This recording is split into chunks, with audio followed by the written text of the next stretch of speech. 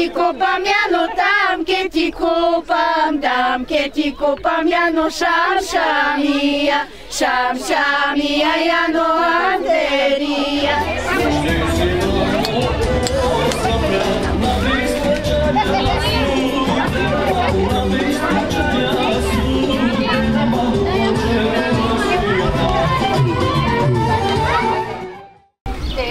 Училището са градили и децата в него преотили.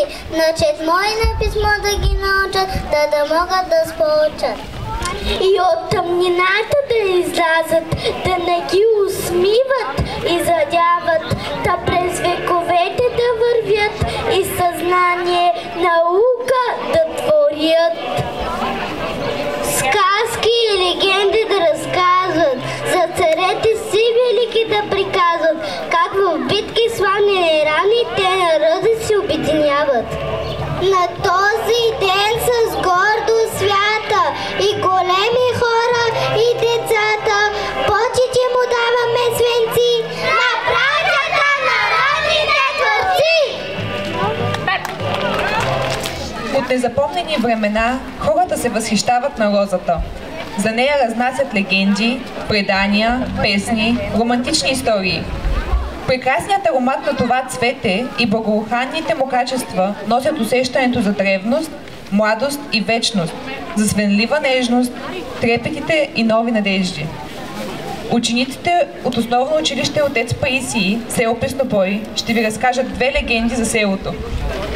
Свечеряваше се, бледото есенно слънце, лениво се спускаше зад мъгливите облаци, над Асанова могила, под която се гушеше. Село Чукурлии, сега село Песнопой, прочуто със своя чукурлийски чай и с измитите червени покриви на къщите, с пожълтелите дървета и тесните кълдаремени улички. Легендата разказва, че село Песнопой носи имената на трите песнопойски дъщери на някой си прадядо, тогавашен жител на село Чукурлии. Той е имал наблюдателна кула на самия връх. Дъщерите му са били много гласовити, че като пеели на върха, се чували чак в селото, а когато пеели хороводни песни под звуците на песента, се виели кръшни хора в селото. Според легендата, Карловското знаме на Априлското въстание е ушито от Мария Маджарова, живеела и родяна в село Чукурлии. 18-годишната дъщеря на Ганчо Маджара, Мария не дочакала въстанието с кръстени ръце, заедно с баща си, участник в Втората легия. Тя върши комитетска работа в Карлово.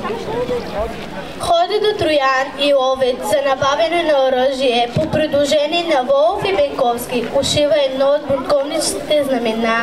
Наближава съдбоносния ден. Карлово не възстава, но баща и щерка заминават за село Песнопой.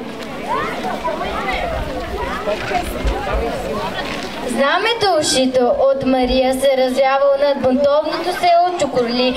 Когато клисура пада под ударите на турците, бунтовниците отстъпват и въстанието е потушено. Маджара и дъщеря му са откарани в Пловдивския затвор. Юсеин Ефенди в последствие ахва от причуда, като открива, че тази непокорна рея има една княгиня, знаменоска освен причудата Райна. Не издържал на инквизициите, потресен от мъченията, Ганчо Маджара се хвърля от втория етаж на кълдарама, но не умира, в последствие се разболява тежко. Мария Маджарова дочакала амнистията си. Тя е на свобода през 1876 година. Омъжва се за току-що завърналия се опълченец Димитър Желев, но здравето е разклатено от побоя в затвора и затова не позволява задълго да се радва на свободата си. Не навърши още 30 години, тя умира и оставя две невръстни деца и славното име на песнопойската княгиня. Щом през май зора се сипне, гюлдрен дафел да разцъфне, стават разобели още в зори, с кошници в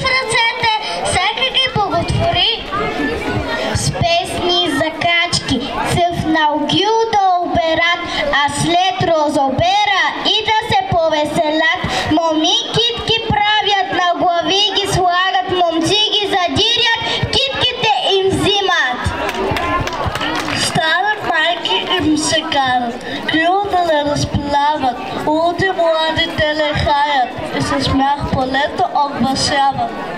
Браво!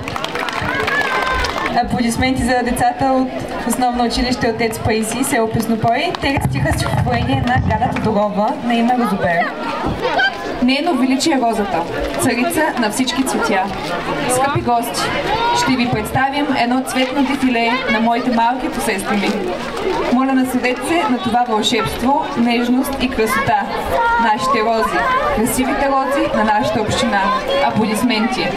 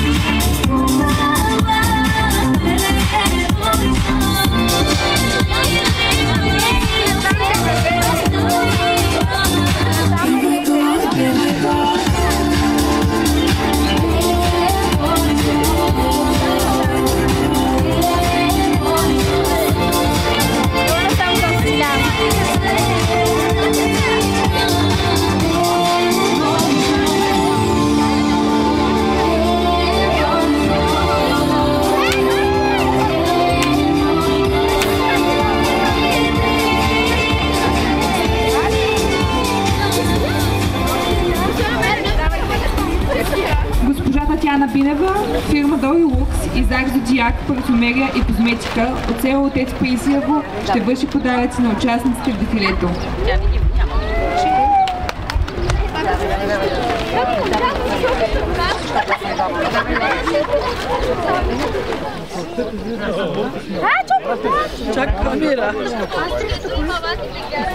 Здравейте на всички!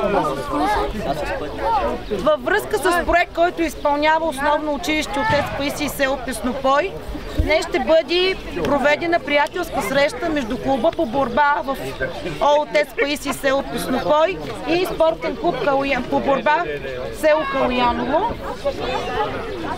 Пожелавам успех на участниците и, както се казва, по-добрия да победи. Господин Киче, вие сте. Благодаря на всички за участието, които са днеска тук. Деца, пожелавам ви голям успех днеска. Нека Гошо да покаже на какво е научил през това време и да покаже Калояново какво може. Благодаря на всички. Успех! Дай, Силиман!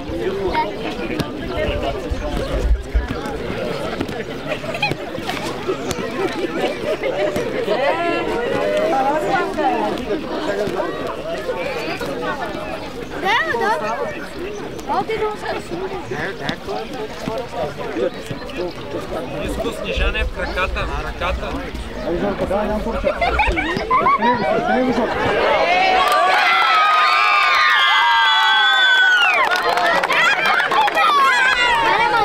Иван и Георги Бошко. Дръпнете се настрани малко, момчета. Момчета, дръпнете се настрани малко.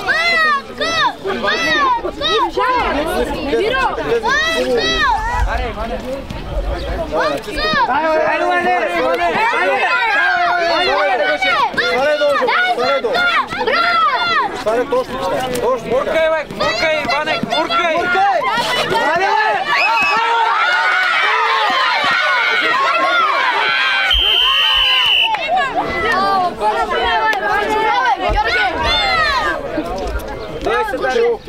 Георги Бошко. Браво! Давай, бе, Снежане, бе!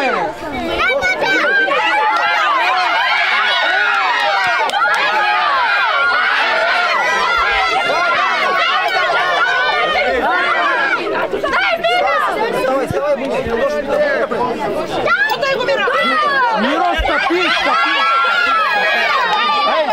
Давай!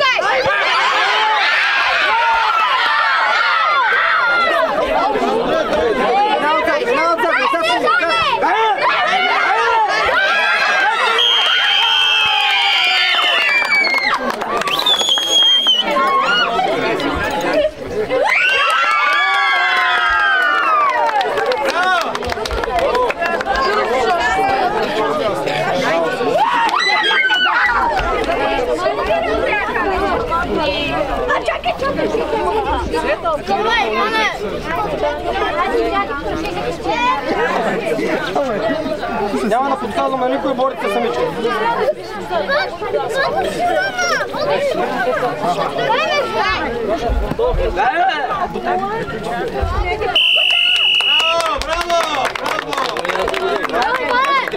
Кой победи? Иван!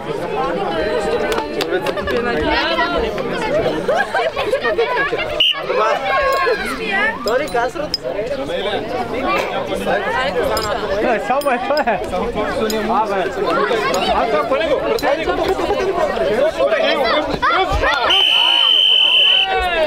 Браво, момчета!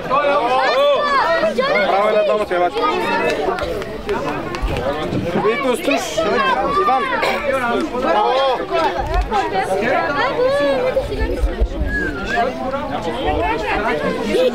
Браво! Браво, момчета! Браво! Браво!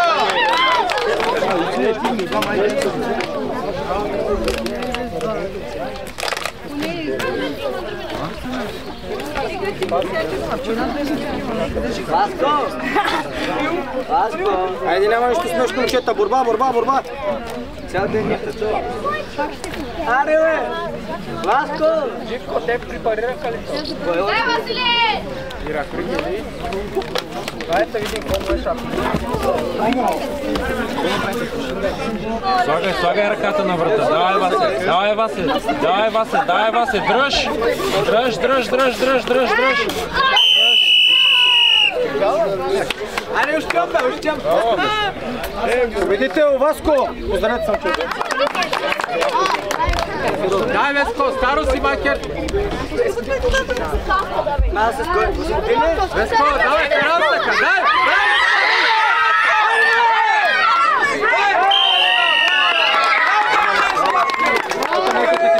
Веско, победител, Веско.